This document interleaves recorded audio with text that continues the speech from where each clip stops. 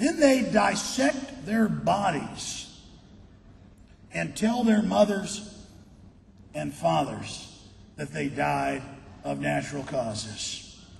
Now think of the cold-blooded nature. The government has people working for it back in the 60s, 70s, and 80s, up until 85 with Project Shad. And they would take innocent people and they would nerve gas them. They'd have them stand out in fields, they'd have them stand on ships. They tested chemical, biologicals, radiologicals on them. We all know about, or at least we should, about black men in Tuskegee and the syphilis and letting them die of it over 50 years and spread it in their own populations. Or what about the atomic soldiers? Tens of thousands of American soldiers testing nuclear weapons on them. Or telling the pregnant wives of GIs, come on in, I'll give you some vitamins. And the Army doctor would give them a thing of uranium or plutonium pills and tell them, if you have any problems, come back. They'd have film cameras running 2 days later when the woman came in, and they'd say, mind if we tape this? And they come right in while the woman was having a miscarriage and dying of radiation poisoning. Oh, to test it. It's all for the greater good. We have to know. See, there's all these hundreds of declassified and admitted examples where they're doing things like this, and my very soul is revolted by this. And it's not that I'm some goody two-shoes. What is empathy? The elite doesn't have it. The alpha magus don't have it. Empathy is when you see someone else hurt, you think that could be me at a subconscious level. They have psychopathically cut off that empathy process, as psychopaths and sociopaths do, as Jeffrey Dahmer did. And so, why do good people get in the cars with serial killers? Why do they trust them? Why do women let Ted Bundy put handcuffs on them? Because they're good people, the people being killed, and they can't believe that somebody else would do this to them. They can't believe that somebody else would have this callous attitude. And that's why they end up dead. That's why we've got to stop being so childish. We've got to grow up and admit what we're facing.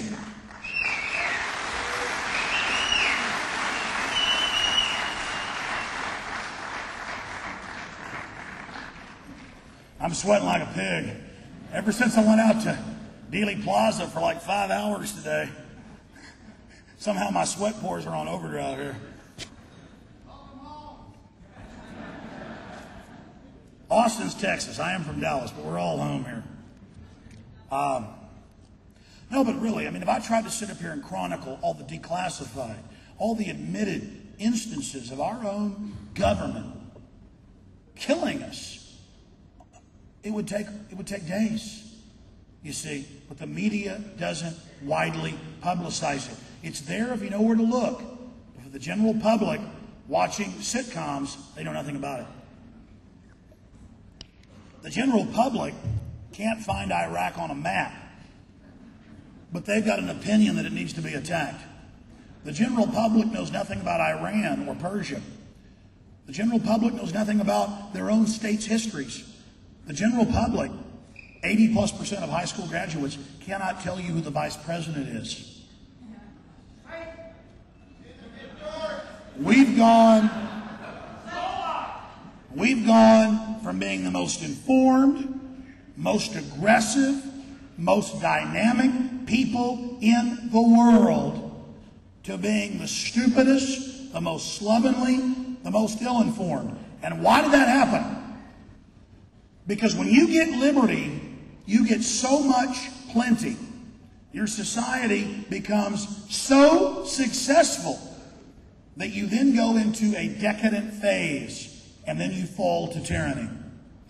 And we are reaching the point in the cycle where we're entering hyper-decadence, tyranny, and then the revolution, the great struggles, and back into a pious, informed nature, and we're able to defeat this, and then back into the cycle of plenty, and back into the cycle of decadence yet again. So if you've studied this, if you've become aware of this, you begin to see the big picture, and you see how scientifically at every level we're being controlled, we're being spun, we're being manipulated. And when you face this system and you realize that it's meant to deprive you of your freedom, it's meant to kill you in many cases, it's meant to reduce our population, then you begin to understand that this is a no-holds-bar fight for survival. We're trying to survive here. People tell me all the time, you can be killed for what you're doing. Many have been killed. Many have been in prison. And I've certainly been threatened. I've had other things happen. But what choice do I have? Again, it's not courage. My back is against the wall. We have an establishment, a criminal global crime syndicate that has declared war on us and that is brainwashing our own people to oppress us through this system. We don't have a choice but to fight.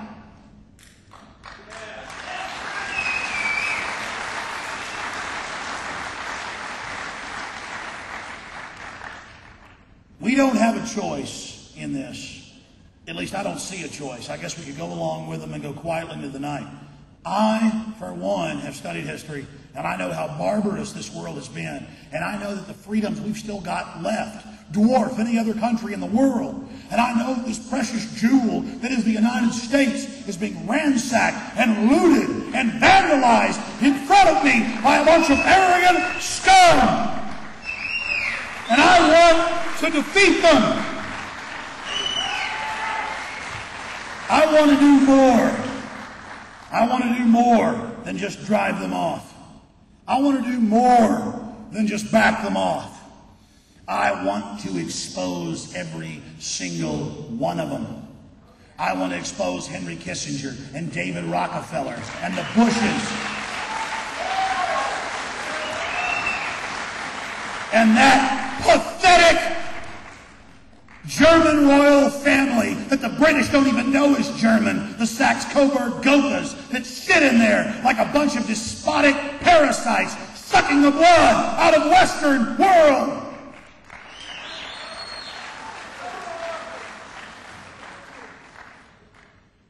So remember your ancestors. Remember everything you are. Remember how we've sacked these kings before. Remember how we've brought them down to their knees. We've taught them that they're nothing but scum. Let them know that we're better than they are. They're already afraid of us, and we're going to win this fight.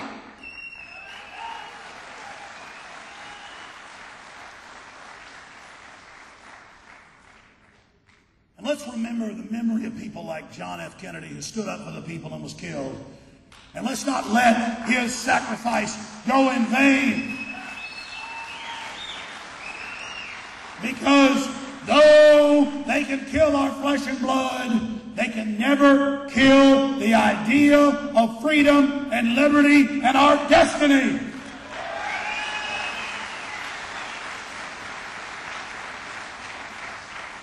The globalists play for keeps. They finance the wars.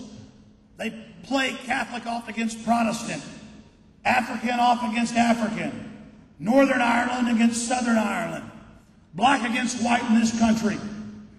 They play us off against each other and at the same time act like they're the great arbiters of everyone coming together.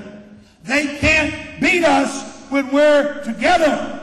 They've only got a snowball's chance in hell of beating us when we're divided.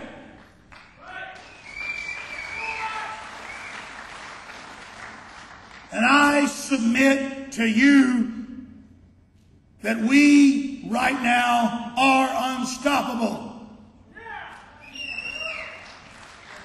Think about it. They tell you it's hopeless. They tell you you don't have a chance. But look at how much money and control and propaganda they use and spend trying to keep us from taking action, telling us we can't have an effect. Everything else they've told us has been a lie, and I submit to you the greatest lie is the lie that we can't defeat these people.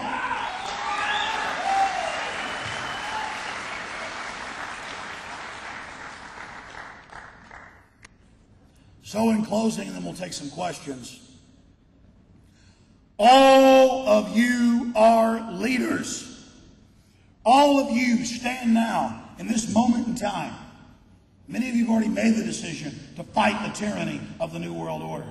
Many of you are standing on the threshold of that. I don't expect you to believe a thing I've claimed or a thing I've said here tonight, all I ask you to do is realize how weighty and paramount these issues are, and to go out and research the claims that you've seen here this evening. And I'm confident in that request, because I know if you'll simply take up my request, if you will actually turn over that rock, if you will actually face your fears, you will find the truth, and you will realize I've told you the truth. And in finding that truth, you will be on the road towards humanity truly realizing its destiny. Humanity has a lot of bad points and does a lot of bad things, but so does any system, any creature. But the beauty, the art, the love, the things we've created together, the things we can create. One of the greatest crimes in the New World Order is how they try to suppress knowledge. One of their greatest crimes is how they try to dumb us down. One of their greatest